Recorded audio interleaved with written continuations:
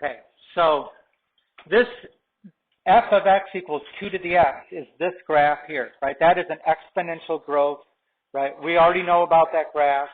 It has a y-intercept of 1. It approaches the x-axis like an asymptote, and it's increasing from left to right.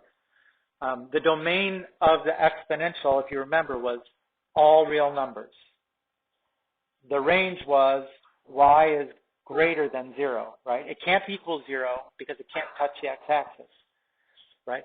Now that we know that logarithm is the inverse of that, okay, then we would know that for a logarithm, the domain is x is greater than 0 because the range of the exponential was y greater than 0.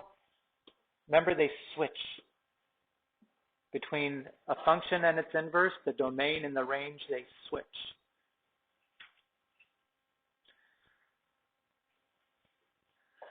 Right?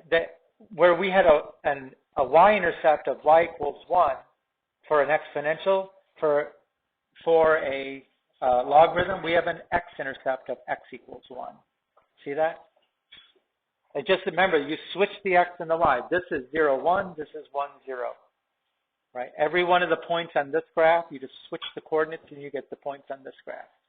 Right? When the exponential had an asymptote, a horizontal asymptote here, the logarithm has to have a vertical asymptote here, x equals 0. Now that's important because remember, up till now, when we had to find the domain of a function, we only looked for two situations that cause problems, right? We couldn't divide by 0. We couldn't take the square root or the even root of a negative number. Well, now we got another one. You cannot take the log of 0, and you can't take the log of a negative number. So that's another case where you might have a limited domain.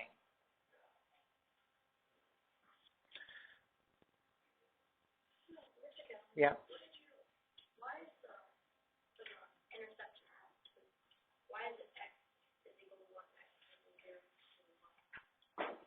Because if the y, do you agree we had a y-intercept on an exponential of 1, 0, then we have, or 0, 1, then this, you have to have the point 1, 0. You switch the x and the y, right?